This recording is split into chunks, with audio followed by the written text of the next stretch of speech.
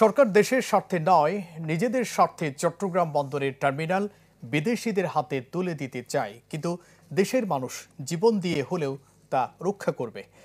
বিকেলে চট্টগ্রাম নগরীর জেলা পরিষদ চত্বরে শ্রমিক সংগঠন স্কপ আয়োজিত সমাবেশে এমন কথা বলেন বক্তারা। অভিযোগ করেন, সরকার বিনিয়োগ আনার নামে বন্দরের টার্মিনাল ইজারা দেওয়ার যে কথা বলছে তা ভাওতাবাজি।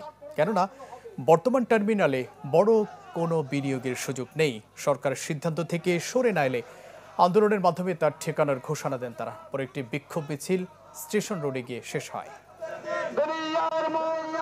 বন্দরের টাকায় মাথার বাড়ি হয়, বন্দরের টাকায় পায়রা হয়, আর লাভের গরু বিপ্লয় খাওয়ার জন্য বিদেশিদের কোনো বিদেশি দেশি কোনো মালিকানায় নির্বাচিত কোনো সরকার এই বন্দরকে আমরা দিতে চাই না।